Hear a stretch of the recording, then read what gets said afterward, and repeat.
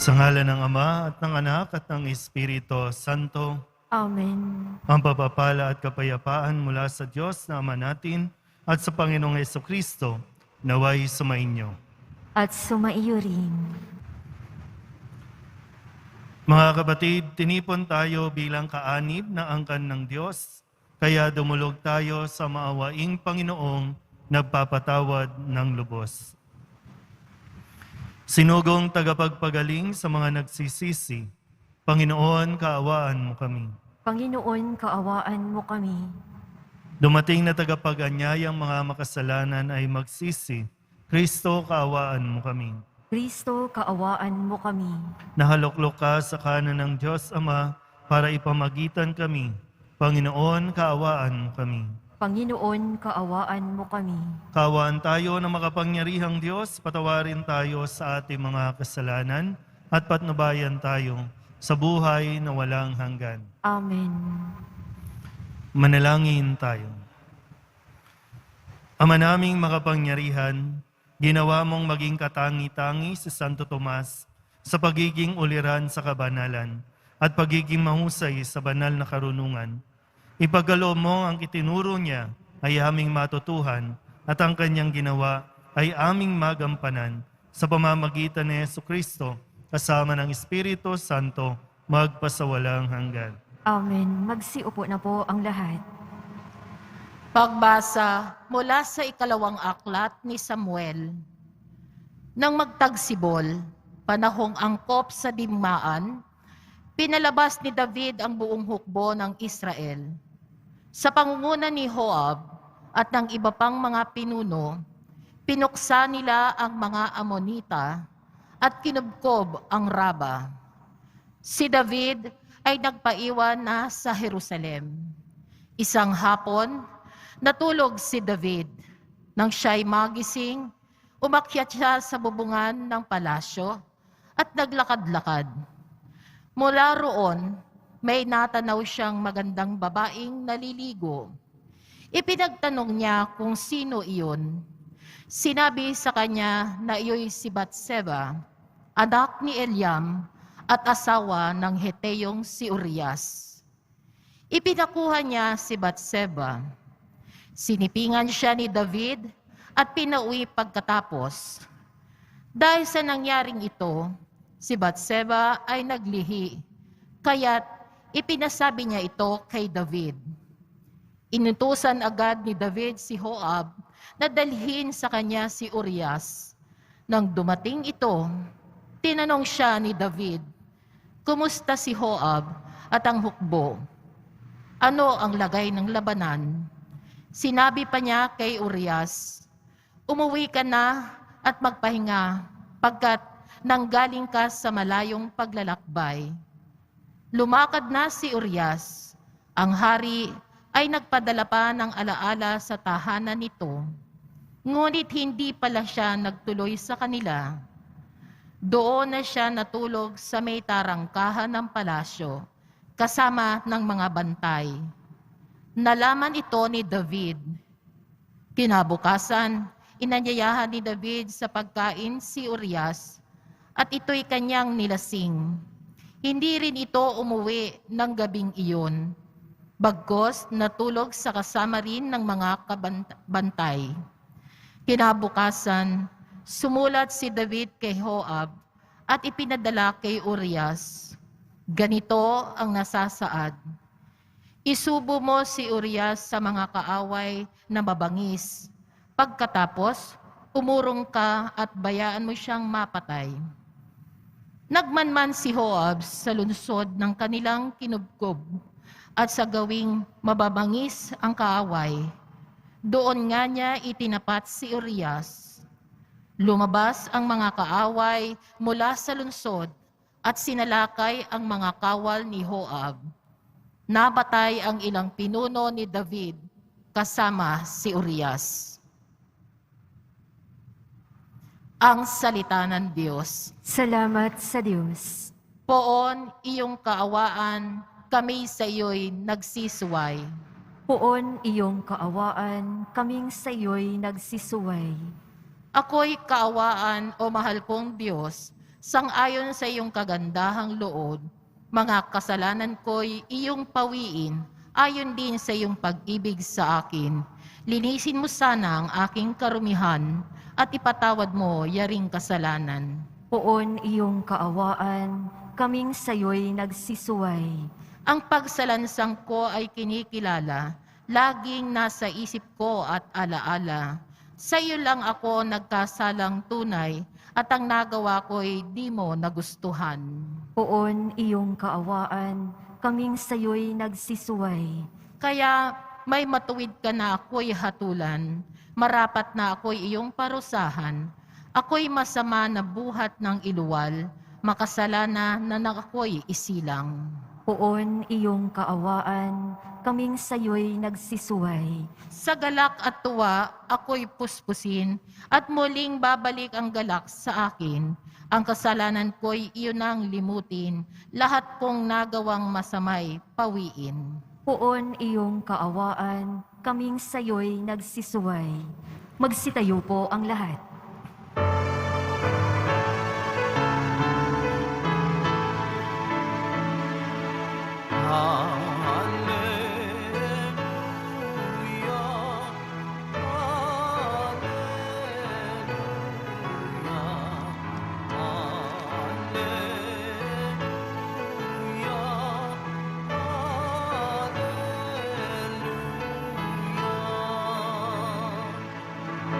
Papuri sa Diyos Ama, pagkat ipinahayag niya, hari siya ng mga aba. Alleluia, Alleluia, Alleluia.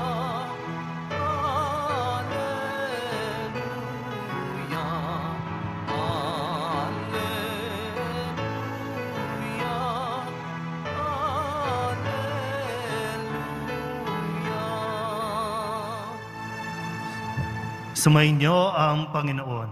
At sumaiyo rin. Ang mabuting balita ng Panginoon ayon kay San Marcos. Papuri sa iyo, Panginoon. Noong panahong iyon, sinabi ni Jesus sa mga tao, ang paghahari ng Diyos ay maitutulad sa isang naghahasik ng binhi sa kanyang bukid. Pagkatapos niyon, magpapatuloy siya sa kanyang pang-araw-araw na gawain. Tutubo at lalago ang binhi nang hindi niya nalalaman kung paano. Ang lupa'y siyang nagpapasibol at nagpapabunga sa mga pananim. Usbong muna sa kauhay na pagkatapos ay mahihitik sa mga butil. Pagkahinog ng mga butil, agad itong ipagagapas sapagkat dapat nang anihin. Sa ano natin ihahambing ang paghahari ng Diyos? Sabi pa ni Jesus. Anong talinghaga ang gagamitin natin upang ilarawan ito?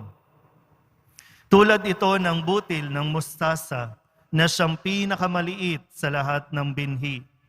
Kapag natanim na at lumago, ito'y nagiging pinakamalaki sa lahat ng puno ng gulay. Nagkakasanga ito ng malalabay, ano pat ang mga ibon ay nakapamumugad sa mga sanga nito. Ang salita'y ipinangaral ni Jesus sa kanila sa pamamagitan ng maraming talinghagang tulad nito, ayon sa makakaya ng kanilang pangunawa. Hindi siya nangaral sa kanila nang hindi gumagamit ng talinghaga, ngunit ipinaliwanag niya ng sarilinan sa kanyang mga alagad ang lahat ng bagay. Ang mabuting balita ng Panginoon. Pinupuri ka namin, Panginoong Hesukristo. Magsiupo na po ang lahat. Isang magandang araw po sa inyong lahat. Palapakan natin ang Poong Jesus Nazareno. Hindi ko po alam kung narinig nyo na po yung isa sa mga famous quotes, no? Na mga, yung sabihin nating nagiging gabay, no, ng mga tao. Isa po ito sa madalas ko pong binabalikan ang sabi po ng quote o yung quotation ay, watch your thoughts, for they become your words.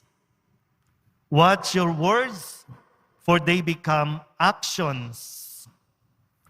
Watch your actions, for they become habits. Watch your habits, for they become character.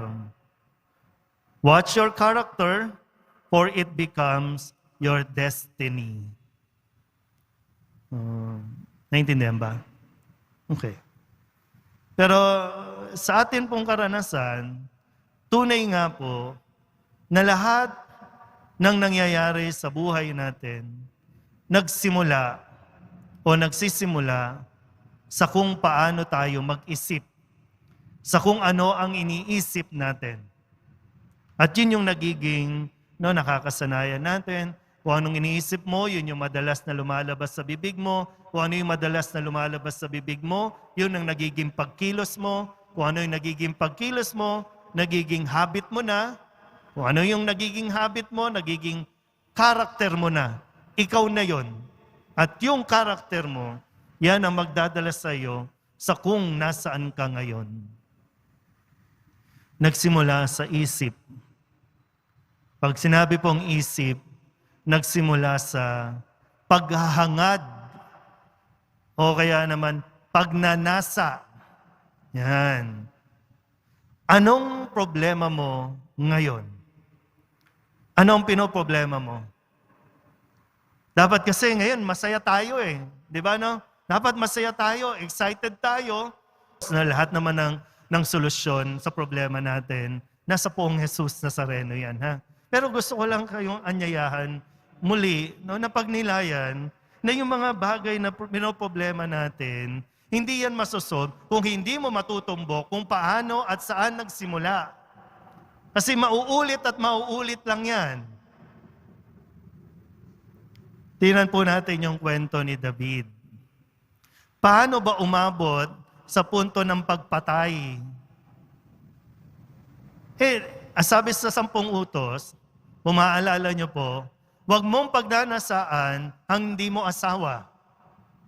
Meron din sa 10 utos, huwag kang makikiapid. Di ba po, no? Meron lalo tigit, huwag kang papatay. So salabat na yung kasalanan, yung problema, dahil lamang sa nagsimula sa pagnanasa ni David sa isang babae na si Batseba. Si Batseba, asawa ni Urias, isa sa mga kawal ni David. Balikan ko ng konti. Sabi po, isang araw, kagigising lang ni David, naglakad-lakad sa bubungan ng palasyo, nakikita lahat ng mga bahay. Wala pang close na CR. May naliligo, binosohan. Pinanood ni David yung babaeng naliligo. Nag-init ang katawan ni David. Pinagnasaan itong babae. Pinatawag itong si Batseba. Sinipingan si Batseba. Nabuntis si Batseba. Patay tayo dyan. Paano to? Anong gagawin natin? Pauwiin si Urias, kunin mula sa labanan, pauwiin para sipingan niya ang kanyang asawa para mapagtakpan yung kasalanan.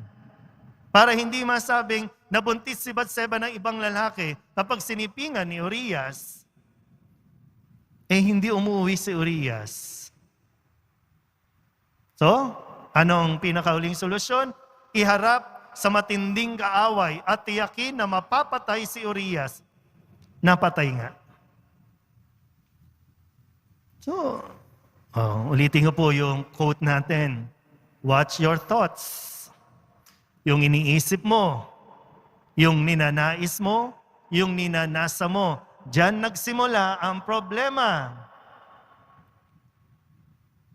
Napakasimple, napakaliit, pero ngayon, parang pasan mo ang mundo sa laki at bigat ng pinoproblema mo. na po pwede namang masolusyonan kung babalikan mo lang yung pinagmulan. At ito mismong binasa natin, ito mismo ang solusyon. Ano ba yung binasa ko? Salita ng Diyos. Na para bang, salita lang naman yan eh. Okay, salita lang yan para sa iyo, pero ang mga salitang ito ang magdadala sa iyo sa kabutihan, ang magdadala sa iyo sa kaligayahan, ang magpaparanas sa iyo ng kaharian ng Diyos. Ang salita ng Diyos na kahit nasabihin natin, binabasa lang natin ito tuwing may misa. Kasi marami sa Katoliko, tamad magbasa ng Biblia. Hindi sumasangguni sa Biblia. Ay. Ngayon, matutukoy mo na ba? Saan nagsimula ang problema mo? Bigla ka na lang bang sinabihan na may cancer ka? Bigla ka na lang bang nakaranas ng sakit sa liver? Saan nagsimula? Patagay-tagay ka lang, di ba? Hanggang sa naging alcoholic ka na. Pahit-hit-hit-hit ka lang. Dati nga, yosi lang, hinihit-hit mo. Ngayon, addict ka na. Bakit ka na bankrupt? Bakit ka nawala ng trabaho? Bigla ka na lang bang tinanggal? Di ba panay late ka? Nasa trabaho, hindi ka gumagawa ng tama. Paunti-unti lang yan. Hindi yan, bigla na lang, tanggal ka. Mayroon kang accumulated. Di ba? Bigla ka na lang bang nabaon sa utang dahil sa sugal? Di ba nagsimula lang yan sa, bakas-bakas ba yun? Pagbakas, nagsimula sa pagtaya ng piso, 10 piso, nagle-level up pa. Di ba? Dati nga yung Caracruz lang eh. O ngayon, online gaming na. Pogo na, casino na. Wow, level up. Tapos mamumblema ka kasi wala kang naipon. Lahat ng napundar mo, nawala.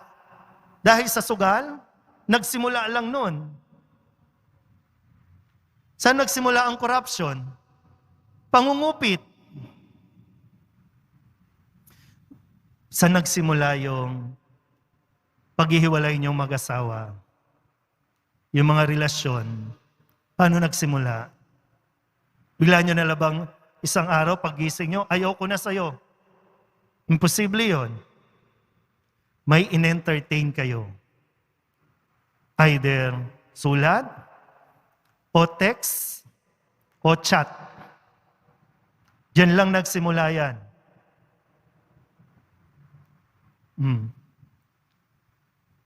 Bakit di ka nakagraduate?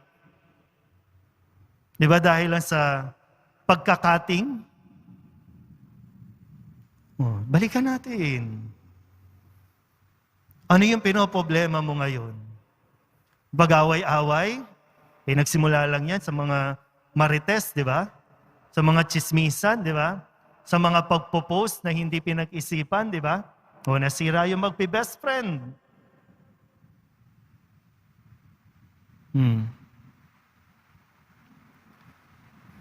Ay, buhay. Nawa po mga kapatid, no?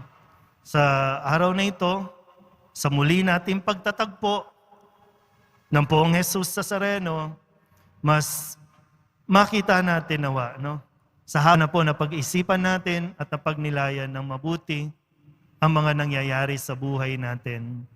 Yung mga desisyon na ginagawa natin na hindi pinagdasalan, hindi pinagnilayan, at hindi tayo nagpagabay sa salita ng Diyos, kaya ganito ang ating buhay.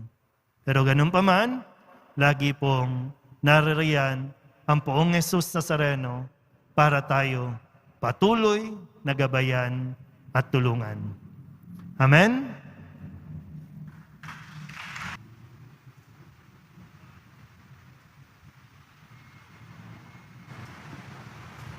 Isa. Mga kapatid, puno ng pag-asa at pananalig, manalangin tayo sa Diyos Ama na nagnanais na lumawak pa ang kanyang presensya sa ating buhay. Ang ating pong itutugon, Panginoon, dinggin mo ang aming panalangin. Panginoon, dinggin mo ang aming panalangin. Ang ating simbahan naway patuloy na umunlad at maging simbolo ng katarungan, pag-ibig at katotohanan sa daigdig. Manalangin tayo. Panginoon, dinggin mo ang aming panalangin. Bilang isang komunidad, naway hindi tayo maging pabaya sa ating buhay pananampalataya. Bagkus, asamin natin ang Diyos araw-araw. Manalangin tayo. Panginoon, dinggin mo ang aming panalangin. Ang mga pamilya, lalo na ang mga bata, naway lumago at lumaki sa pamaraan ng biyaya at umunlad na sinasalimin sa kanilang buhay si Kristo. Manalangin tayo. Panginoon, dinggin mo ang aming panalangin. Ang mga may sakit, naway lumakas sa pananampalataya sa pamamagitan ng kanilang pagbabahagi kay Kristo ng kanilang mga pagtitiis. Manalangin tayo. Panginoon, dinggin mo ang aming panalangin. Idulog din natin sa Panginoon ang ating mga personal na kahilingan at mga panalangin para sa ating mga pamilya. Ganon din ang lahat ng mga misang pasasalamat, special na intensyon at mga kaluluwa na inihiling na ipagdasal sa misang ito.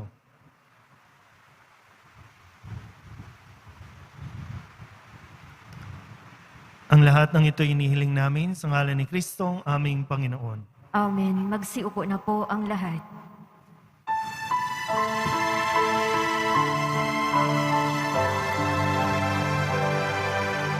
Poong Jesus Nazareno, naririto kami sa harap mo.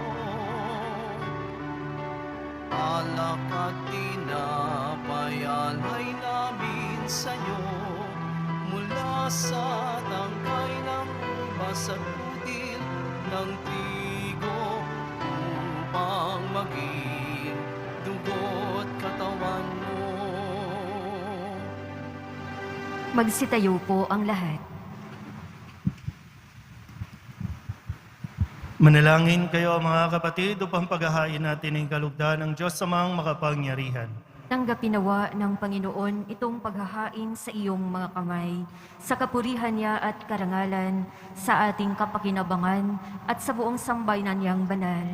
Ama naming lumikha, dumudulog kami sa iyong kadakilaan upang ang kapangyarihan mong ipinahayag sa paghahain ng mga alay para gunitain ang mga banal ay magdulot sa amin ng pakikinabang sa kaloob mong kaligtasan sa pamamagitan ni Jesucristo kasama ng Espiritu Santo magpasawalang hanggan. Amen. Sumainyo ang Panginoon. At sumaiyo rin. Itaas sa Diyos ang inyong puso at diwa. Itinaas na namin sa Panginoon. Pasalamatan natin ang Panginoong ating Diyos. Marapat na siya ay pasalamatan. Ama naming makapangyarihan, tunay nga marapat na ikaw ay aming pasalamatan sa pamamagitan ni Jesucristo na aming Panginoon.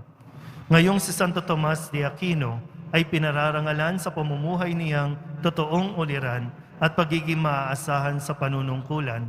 Kaya't si Jesucristo na maaasahan sa katapatan ay inihahayag sa pangangasiwa sa sambayanan. Ang malasakit na mga ulirang tagapangasiwa noon ay nagpapatuloy magpahanggang ngayon sa mga panalangin kanilang iniuukol, kaysa ng sambayanan mong dito'y nagtitipon. Kaya kaysa ng mga anghel na nagsisiawin ng papuri sa iyo, nang walang humpay sa kalangitan, kami nagbubunyi sa iyong kadakilaan.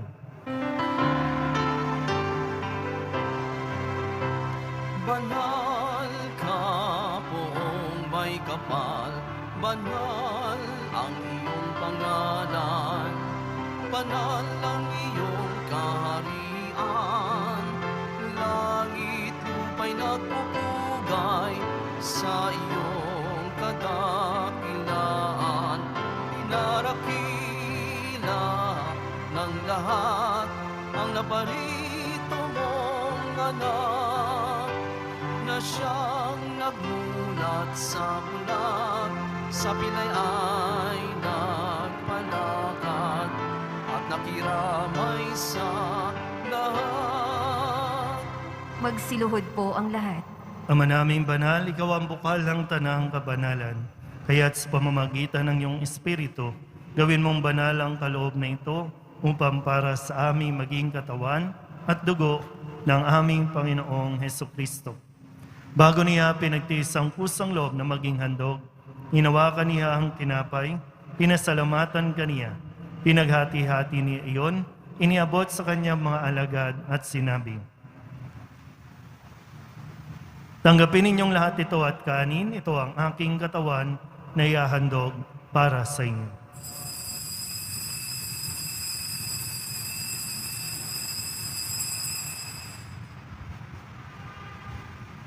Gayun din naman nang matapos ang hapunan, hinawakan niya ang kalis, muli kaniyang pinasalamatan. Iniabot niya ang kalis sa kanyang mga alagad at sinabi, "Tanggapin ninyong lahat ito at inumin. Ito ang kalis ng aking dugo, ng bago at walang hanggang tipan, ang aking dugo na ibubuhos para sa inyo at para sa lahat, sa ikapagpapatawad ng mga kasalanan. Gawin ninyo ito sa pag-alaala sa akin."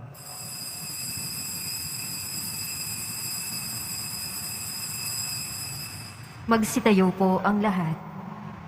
Ipagbunyi natin ang misteryo ng pananampalataya. Si Kristo'y namatay, si Kristo'y nabuhay, si Kristo'y babalik sa wakas ng panahon. Ama, ginagawa namin ngayon ang pag-alaala sa pagkamatay at muling pagkabuhay ng iyong anak. Kaya tiniaalay namin sa iyo ang tinapay na nagbibigay buhay at ang kalis na nagkakaloob ng kaligtasan. Kami napapasalamat dahil kami iyong minarapat na tumayo sa harap mo para maglingkod sa iyo. Isinasamo namin kami magsasalo-salo sa katawan at dugo ni Kristo ay mabuklod sa pagkakaisa sa pamamagitan ng Espiritu Santo. Ama, lingapin mo ang iyong simbahang laganap sa buong daigdig. Puspusin mo kami sa pag-ibig kay San Francisco na aming Papa at ni Jose na aming Obispo at ng Tanang Kaparian. Alalahanin mo rin ang mga kapatid naming nahimlay na may pag-asang sila'y muling mabubuhay kaya hindi ng lahat ng mga pumanaw. Kawaan mo sila at patuloyin sa iyong kaliwanagan. Kawaan mo at pagindapating kaming lahat na makasalo sa iyong buhay na walang wakas. Kaysa ng mahal na Birhen Maria na Ina ng Diyos, ng kabiyak ng puso niyang sa San Jose, kaysa ng mga apostol at ng lahat ng mga banal na namuhay dito sa daigdig ng kalugod-lugod sa iyo, may pagdiwang nawa namin ang papupuri sa ikararangal mo sa pamamagitan ng iyong anak, aming Panginoong Hesukristo.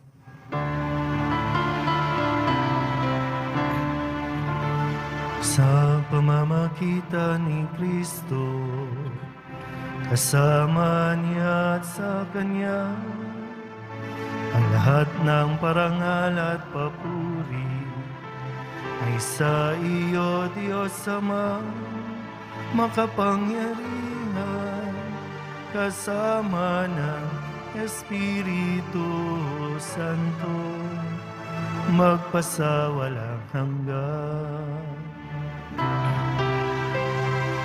Amen, amen, amen,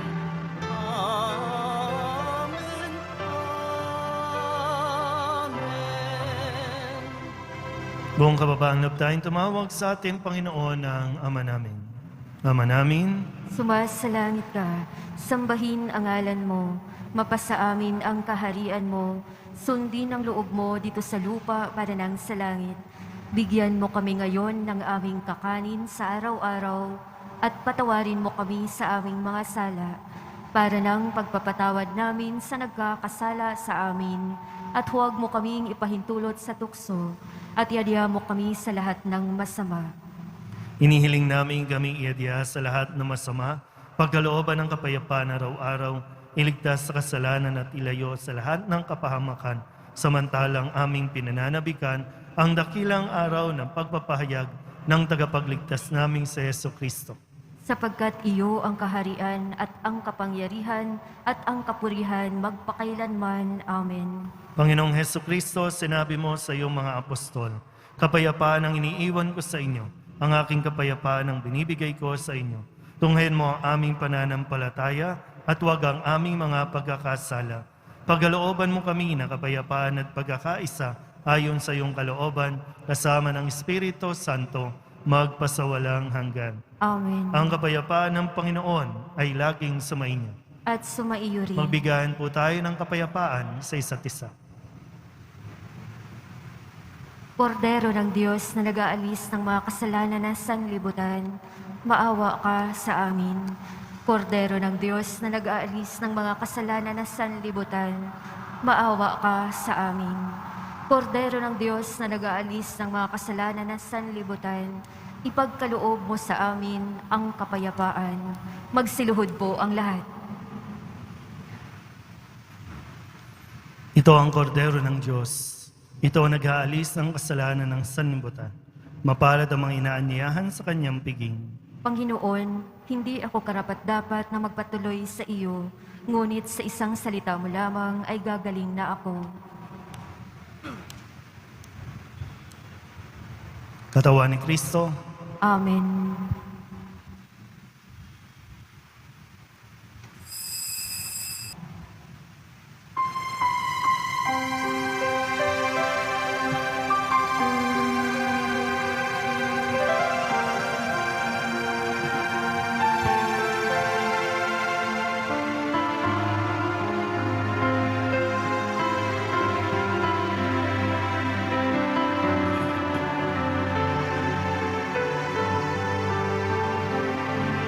manalangin tayo.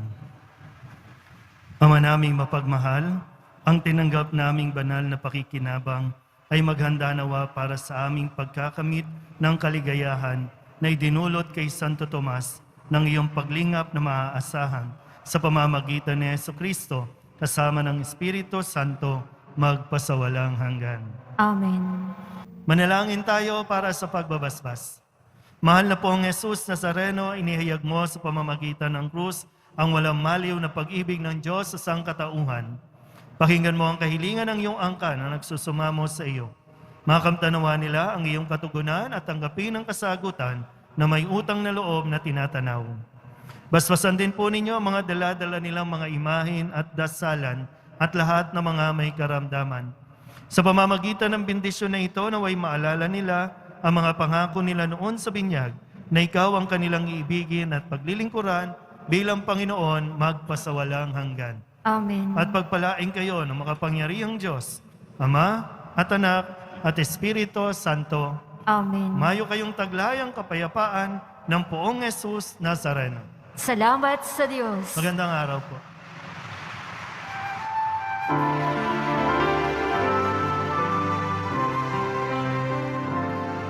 Nuestro Padre Jesus Nazareno, sinasamba ka namin,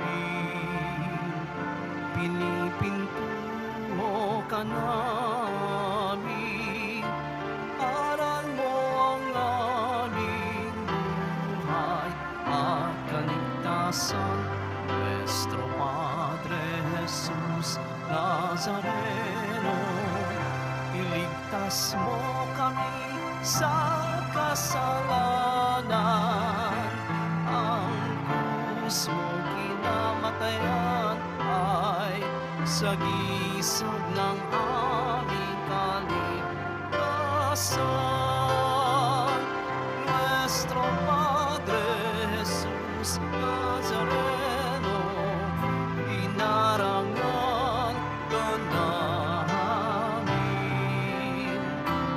Nuestro Padre Jesus Nazareno, niluluwalhati ka namin. Nuestro Padre Jesus Nazareno, dinarangan ka namin. Nuestro Padre Jesus Nazareno, niluluwalhati ka namin. Magsiupo muna po ang lahat at sundin po natin ang ating mga ihos at mga labora para sa maayos at madisiplinang paglabas ng ating simbahan. Maaari na pong tumayo at lumabas ng